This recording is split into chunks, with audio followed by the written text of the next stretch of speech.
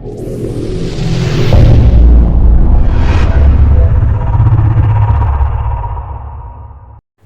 guys, senang sekali bisa berjumpa lagi di channel Larissa Story. Nah, hari ini aku mau cerita tentang hantu di Jalan Milford. Jadi, ada seorang mahasiswa bernama Brad Cobb. Dia bersekolah di Universitas Miami yang terletak di Oxford, Ohio, Amerika Serikat. Saat Brad berkuliah, ia mendengar kabar bahwa Oxford adalah tempat paling berhantu di Amerika. Pada saat itu, Brad tergabung di dalam kelompok jurnalis di kampusnya. Nah, pada saat inilah Brad mengetahui dan tertarik tentang sebuah kisah hantu, yaitu hantu di Jalan Oxford Milford. Berdasarkan cerita yang beredar, puluhan tahun lalu sekitar 1940-an, ada seorang pemuda yang berpacaran dengan seorang gadis yang tinggal di sebuah desa di kota itu. Namun, orang tua dari gadis tersebut tidak merestui hubungan mereka. Oleh karena itu, sang pemuda hanya bisa bertemu dengan si gadis di malam hari secara sembunyi-sembunyi. Jadi, biasanya pada saat orang tua si gadis sudah tertidur, maka si gadis akan diam-diam keluar rumah dan menyalakan senter sebanyak 3 kali untuk memberi tanda pada sang pacar jika ia sudah berada di luar rumah. Lalu, sang pemuda akan menghampiri si gadis dan mengajaknya berkendara dengan menggunakan sepeda motor di tengah malam yang gelap. Sampai di suatu malam, pada saat pemuda itu akan menuju ke rumah si gadis, ia berbelok terlalu tajam di tikungan di Jalan Milford, tepat sebelum masuk ke halaman rumah si gadis.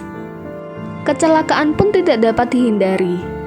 Pemuda itu menderita luka yang sangat fatal dan dia tidak dapat bertahan. Sayangnya, di hari itu juga sang pemuda ini tewas. Setelah kejadian ini, beredar kabar bahwa ada hantu pemuda yang bergentayangan di Jalan Milford. Kabarnya, hantu pemuda ini bergentayangan karena cintanya yang tidak terbalaskan karena kematiannya. Setelah mendengar kisah ini, Brad sangat ingin membuktikan kebenaran dari kisah ini. Lalu Brad, pacarnya, dan seorang temannya setuju untuk membuktikan kebenaran dari cerita ini. Jadi di suatu malam, mereka bertiga mencoba melewati rumah peternakan tua milik si gadis. Lalu mereka memutuskan untuk masuk ke halaman rumah tua itu. Setelah berada di halaman rumah tua milik si gadis, maka Brad mematikan mesin mobilnya dan menyalakan senter sebanyak 3 kali. Tanpa disangka-sangka, ada balasan sinar senter dari tikungan di dekat rumah tua itu. Dan tikungan itu adalah tempat di mana sang pemuda itu kecelakaan dan tewas seketika. Setelah itu, Brad melihat ada suatu sosok yang mendekat secara perlahan. Tapi pada saat Brad menyorotkan sinar senter ke arah sosok itu, tiba-tiba sosok itu hilang dan tidak ada apa-apa di tempat itu.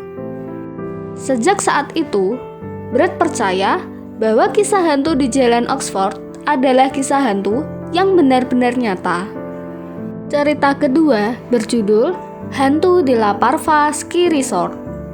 Ada seorang pemain ski profesional bernama Drew. Ia sangat sering berlatih ski di La Parva yang terletak di Cilen, Andes. Drew bercerita bahwa ia banyak mendengar dari penduduk lokal tentang hantu yang ada di La Parva bernama Lola. Para penduduk lokal ini bersumpah bahwa mereka mengenal Lola sebelum ia meninggal. Bahkan ada seorang pemilik restoran yang mengaku pernah berkencan dengan Lola. Cerita ini bermula dari suatu hari yang indah di puncak musim ski. Lola dan anak laki-lakinya berencana untuk menghabiskan hari di lereng Andes. Dan tibalah hari di mana Lola dan anaknya menuju ke Andes. Saat Lola dan anaknya sudah sampai di puncak gunung, tiba-tiba turun kabut yang sangat tebal, dan itu membuat jarak pandang mereka sangat terbatas. Hal ini membuat Lola dan anaknya harus turun gunung sesegera mungkin.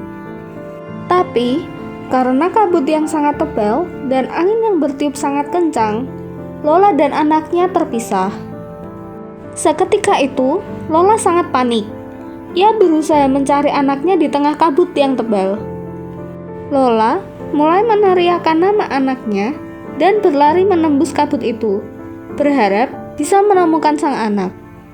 Karena kabut yang sangat tebal dan jarak pandang Lola terbatas, Lola tidak bisa melihat sekeliling dengan jelas, hingga tiba-tiba Lola terpeleset dan terjatuh ke lereng batu. Luka-luka yang dialami Lola sangat parah, jadi ia tidak bisa bergerak karena tubuhnya sangat lemah. Untungnya, tak lama dari kejadian itu, seorang operator lift yang baru saja kembali dari ruangannya menemukan tubuh Lola. Pada awalnya, operator lift ini mengira bahwa Lola sudah meninggal. Tapi ternyata, Lola masih hidup walaupun keadaannya kritis dan lemah. Pada saat itu, hampir semua tubuh Lola mengalami luka robek akibat bebatuan yang tajam. Di keadaannya yang sangat lemah dan kritis, saat itu Lola hanya bisa membisikkan nama anaknya. Sang operator lift itu berusaha untuk mengangkat dan membawa tubuh Lola ke ruangannya. Ia berusaha untuk memperban luka-luka Lola, lalu ia mencari dokter. Namun, saat si operator lift dan dokter yang sudah tiba di ruangan tempat Lola berbaring sangat terkejut karena ranjang yang ada di situ sudah kosong. Saat itu, Lola sudah menghilang dan hanya meninggalkan bekas darah di kasur itu. Sampai saat ini, Lola dan anaknya tidak pernah ditemukan.